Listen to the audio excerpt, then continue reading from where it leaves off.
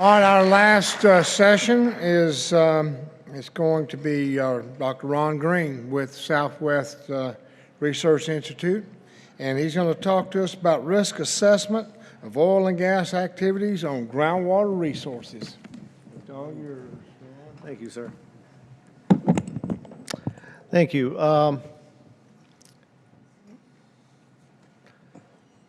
Wait for my talk to come up. Thanks for the opportunity to share with you some of the work we've made along this subject. I last presented on this at the TAG in 2015, where I talked about a lot of the issues associated with saltwater injection wells. And I make reference to that, but now I'm going to expand on that and look at the risk assessment of that.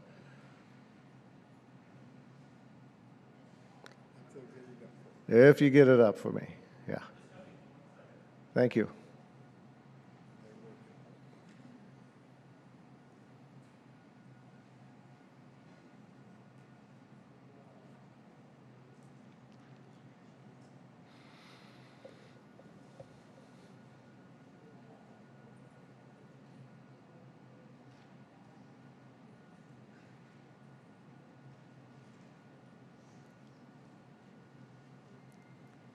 Great, thank you.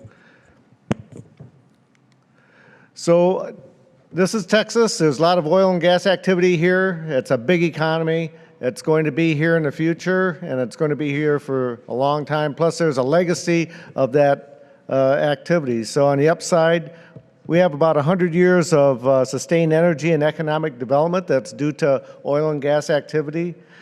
On the downside, we have 100 years of environmental legacy associated with these oil and gas activities that have taken place. So what can this legacy look like? This is not meant to be damning of all oil and gas activity, but it shows that how some of it can turn out. Down south in the Eagle Ford, we have an example. In 2011, there was a breakout of a well that was actively and successfully plugged in 1949. We had failed shut-in wells where they issue out salt water, and it was interesting to hear Kerry mention that half the reports of water contamination, if I understood him correctly, were for salt water. A lot of the source of that is going to be oil and gas activity. We have water flooding that's due to corroded wells in a field. We have abandoned wells that have no plugs, that they've never been plugged. They're still out there in the state they were some decades ago. We have saltwater disposal facilities that have minimal surface protections. We have oil wells that blow out at the surface. That's from being pressurized, and for whatever reason, they're spewing out hydrocarbons at the surface. Then we can have catastrophic failure of surface facilities, as you see, and just about all these are as a result of lightning strikes. So these are, there's unlimited other examples. I just gave you a handful of these, and they're from some of the more active oil and gas areas in the state. So all these examples I showed you have a surface expression. So as bad as that surface expression might be, what's even worse is if there's some exposure of these contaminants in the subsurface, because if there's no surface expression, they can continue degrading that aquifer for very long periods of time till either they encounter an existing well or a new well is drilled into the contaminated area. So what can GCDs do to assess this risk? So I've spoken in the past about what this risk is and how they come about, but what can they do to assess this risk? So I put a definition up here of risk, and it's the probability of damage, injury, liability, loss that may be avoided through preemptive action. And I underline that last part because the preemptive action is what you're interested in. What can you do to minimize this risk? So putting it a little more bluntly, a little more simply, risk is just a probability times some dollar amount. It may be a very low probability but a very expensive outcome, And those are the ones that are very difficult to measure, or it may be something that happens quite frequently, and maybe the cost isn't so bad. And those are a little bit easier probably to measure, but just depending upon what that total risk is going to determine what you're encountering. So once again, this is risk is something that may be avoided through preemptive actions. So what are the greatest challenges in making this risk assessment?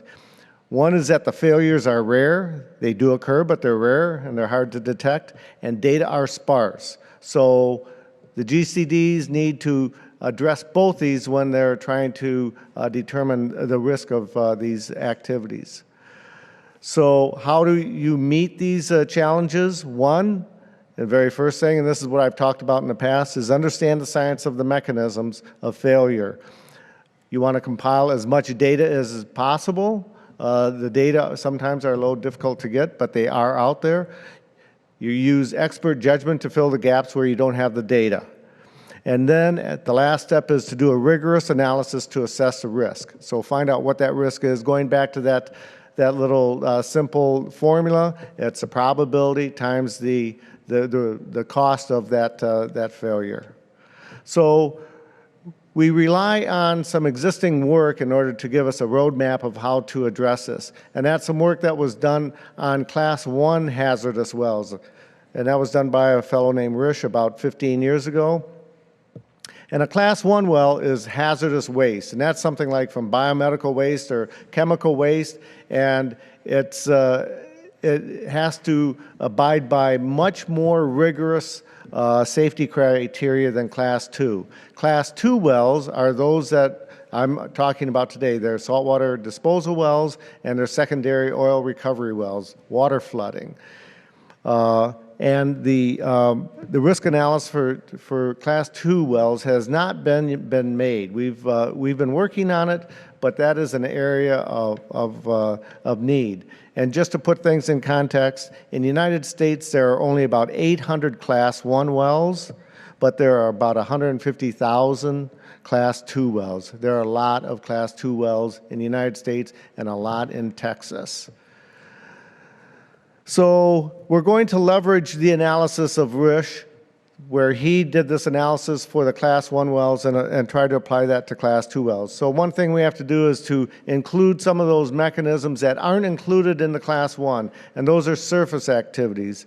And then we have to assign probabilities to each of these. So we're going to have to assign new probabilities to those Class 2 wells that aren't appropriate compared to the Class 1 wells, plus we have to assign probabilities to those surface facilities. So this is the workflow. So the first thing is to understand the science. The second is I'm going to have to get my cheat sheet because I can't read that.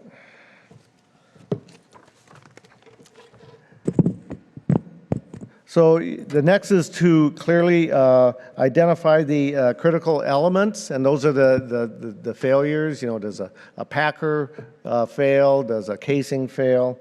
Then you have to assign probabilities to each of those failure events. Then you want to identify the sequence of events that need to occur for total system failure. There's redundancy built into these wells, and so it's rare that a single failure is going to lead to system failure. So you have to understand what that sequence is. And then you have to calculate the probability, taking all those sequences into account. So let's just take an example and look at these, the first three. So going back to Risch, he has a schematic of an injection well. It's a Class 1 well, but it could be used for Class 2. So he goes through that whole list, and you can't read it, but that whole list are all the failure events that may happen. For each, he assigns a distribution with a low probability and a high probability and a medium probability that they might occur. So he had to go through for each one of these and come up with a probability. So there's a lot of work, there's a lot of, speculation, and there's a lot of calculation that goes into that. So as I mentioned, the Class 2 wells have additional issues not included in the Class 1, and these are mostly due to surface activities. So we have to take into account, if you've ever been out to saltwater disposal wells, they have ponds that may leak or failure. They have pipes that may leak. Tanker trucks, however they're transporting these fluids around, may leak, and other surface issues. So all these have to be taken into account of risk. And these are real risks, because if you've been out to any of these Class 2 saltwater disposal facilities, you see that they do spill a lot of fluids, and it just depends upon the particulars of each of those events whether it's going to impact your surface and groundwater. And for each of those, you have to assign probabilities. So a major challenge is to assign a probability that's neither too high or too low. And so if we just take an example, we look at this shuttle. So prior to the Challenger crash in 1986, NASA engineers estimated that the chance of failure was 1 in 100,000. After the catastrophe of the Challenger, there was a very rigorous assessment of that risk by Richard Feynman, who was a Nobel Prize winner, and he came up with 1 in 100. And at the end of the shuttle program, there were 135 flights, 133 successes, and 2 failures. So he was working with a more clear understanding of the mechanisms than prior to the Challenger, but he came up with a much better estimate. So what are these factors that can lead to saltwater well failing, and what are the probability of all these? So as I mentioned, a lot of these factors that go into this were discussed in a previous presentation I made here 4 years ago. Now that's available out there, and if anyone wants it, I can provide it. But just very quickly, you have to understand the geology, you have to understand where the aquifers are, what their quality is, where the confining units are, where the injection units are. You have to understand the wells. Are they the existing wells, the injection wells? Are they neighboring wells that are in place? How were they completed? How were they plugged? What materials and at what times? You have to understand that this is geology. It's not uniform. So when you inject fluids into the ground, they do not move out uniformly. They follow stress fractures in the subsurface, and they're going to go in different directions at different rates.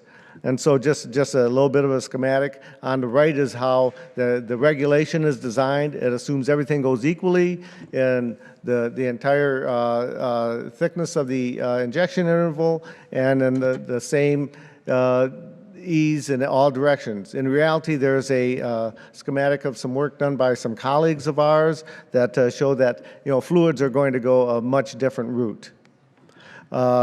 So when is it acceptable to inject fluids when there are neighboring wells, existing wells?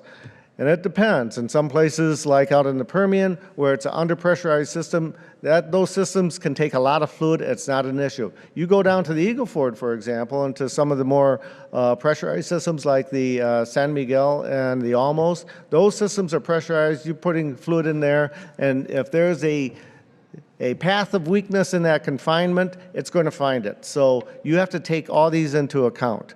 There's the issue of monitoring the information out there.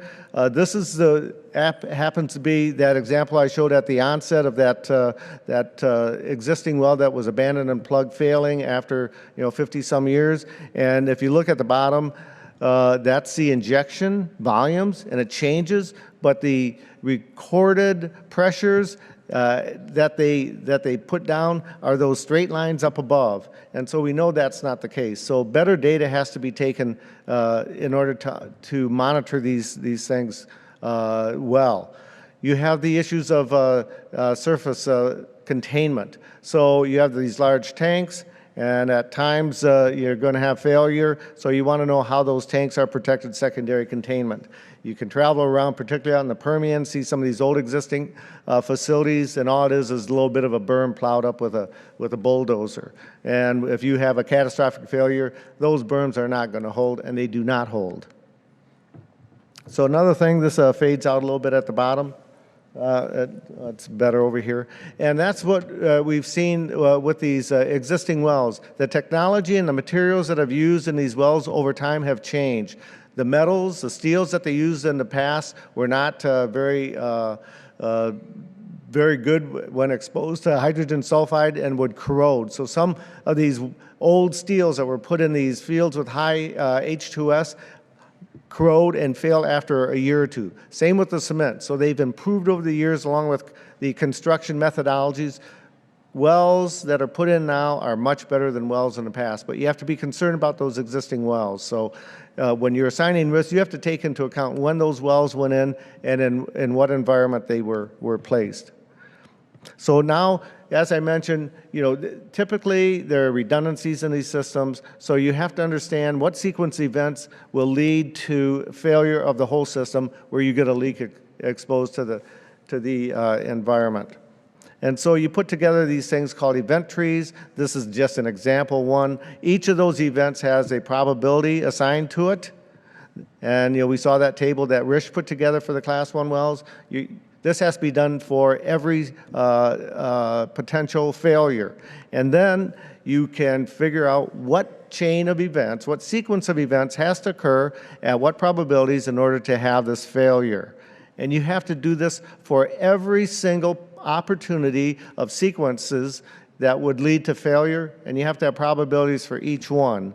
And so then you do a quantitative analysis where you run these things with these probability distributions hundreds of thousands, if not millions of times, in order to get a distribution of failure. And then you know what is the real probability that you're going to have a failure of this system. And this is what Rich had, and what he found in his analysis of Class 1 wells is they're going to be very safe. And they are, because they are held to very high safety standards. Class 2 wells are not held to nearly as high safety standards, and so this analysis result, wherever it's done, for what area, is going to be considerably different than what Rich found for the Class 1 wells. So, just taking a look at the United States, there are many fields, oil and gas fields across the United States. The two that we're more familiar with around here, the Eagle Ford, which is south of here, the Permian, which has been active for decades out in West Texas. And they each have peculiar features that are of concern. So in the Eagle Ford, as I mentioned, you have the almost San Miguel pressurized. That's a shallow unit. It's been targeted for injection because it's shallow, so it's cheaper to inject into. But it is pressurized. If there's any flaw in the containment, the pressure is going to find that pathway. There's previous oil and gas activity down there going back to the 70s, maybe a little earlier. So that is the history there. The Permian's quite a bit different. The activity out there goes back to earlier times, 40s and 50s, and going, if you recall, that the construction standards and materials of wells back then was much different. They have a lot of fields that have H2S that corrode these the cements and the steels. So these systems can fail, and they have. So you have to ask yourself, if you're a GCD, why do you want to put the effort towards doing a risk assessment of this? So just stepping back, you have to recognize that no well has been designed to last forever. All wells are going to eventually fail. Now, it all depends upon the materials used, the methods used, and the environment in which they're placed. So there is going to be a risk to your groundwater, and it's going to increase with time. But once again, it's site dependent. So I've spoken on this issue with some groundwater districts, and some have said, well, you know, that's very nice about doing a risk assessment. We're going to use monitoring in order to see, you know, if we have any releases to our or to our district. So I thought about that. I didn't have a good response at the time, but I put together just some sort of example. So just for a district, say it's 4,000 square miles, say they have 100 wells that they monitor every year and measure water quality. So that's, you know, 4 square miles per well. So in you know, not the Edwards or these limestone karst aquifers, but a typical sand aquifer, just for a rule of thumb, say that groundwater travels 1/10 of a mile a year. So if you look at that, it's going to take, you know, just roughly 20 years to detect a spill, but it's going to be much more, it's probably likely much longer than that, because it's very possible your monitoring well is not in the same horizon that the spill is. You could be, you know, placed, your monitoring wells could be at some distances away from where the spills actually occur. So you could have a spill that's in the ground for a long period of time, degrading an aquifer that's over a larger area if you rely on this approach to protect your system. So is it worthwhile to do this? Not everywhere. There's certainly most districts that are probably represented here may not have sufficient oil and gas activity to pursue this. But if you've had a history of oil and gas activity, you might consider it.